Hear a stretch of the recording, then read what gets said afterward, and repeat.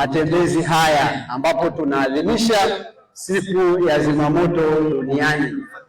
Mei 4 ni siku ya zimamoto duniani, ambapo siku hii tunaiadhimisha kwa kuwakumbuka wazimamoto wote duniani ambao wamepoteza maisha wakiwa wanatoa huduma ya zimamoto na uokoaji.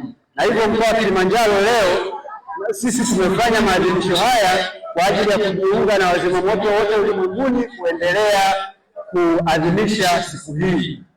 Na tunaiadhimisha hii siku tukiwa na lengo kubwa la kujenga uelewa kwa jamii kuhusiana na huduma zinazotolewa na zimamoto na uokoaji. Hivyo wananchi wasisite kutoa taarifa kwa wakati pale ambapo wanapoona majanga mbalimbali yakiwepo majanga ya moto, kwa kupiga namba 114 ili kuweza kupata huduma kwa haraka na kwa wakati. Salamu kutoka kwa mstahiki meya wa manispaa ya Moshi Injinia Zuberi Kidumu, ambaye kiukweli tunamshirikisha kwenye tukio hili la mashujaa kama ambavyo zimamoto mnafahamu, na ambavyo mmeshirikiana naye mpaka kwenda Ujerumani kule Marburg kwa ajili ya kupambania zimamoto, kuweza kupata magari na vifaa vya kisasa ambayo magari mengine leo tumeyashuhudia hapa, si ndivyo jamani?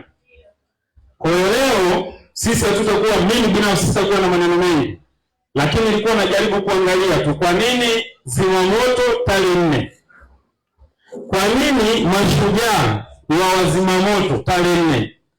Nikaangalia hapa kwa ufupi, wanasema tarehe hii ilichaguliwa kuendana na kumbukumbu ya Mtakatifu Florian ambaye yeye aliheshimiwa kama mlinzi wa wazimamoto, si ndio jamani?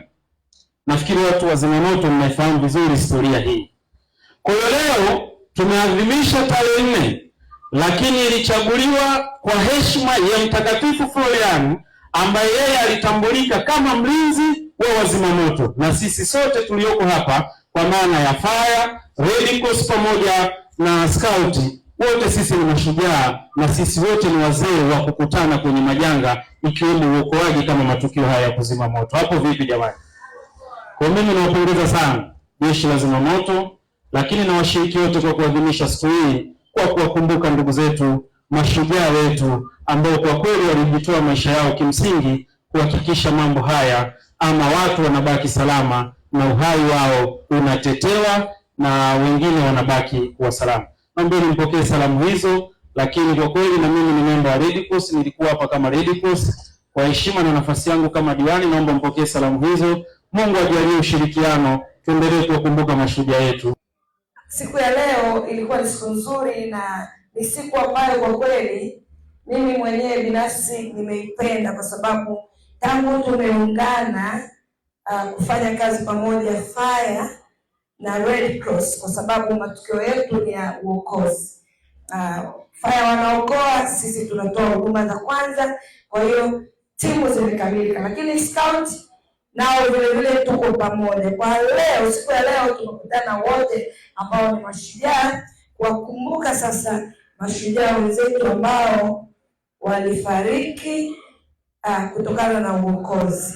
Na hii niseme inatupa sisi pia moyo wa kufanya kazi vizuri, kwa sababu huenda kwenye kazi zetu tunazofanya tunaweza tukakutana na majanga na hata kupelekea kifo, kwa sababu tunapofanya kazi, na ndio maana huwa tunapitia mafunzo, tunapofanya kazi ni mawili, tuko tayari, tuko kwenye uokozi, tuko tayari tumesaini, ila tunaweza tukafa au tukaokoa, lakini huwa tunamwomba Mwenyezi Mungu atuepushe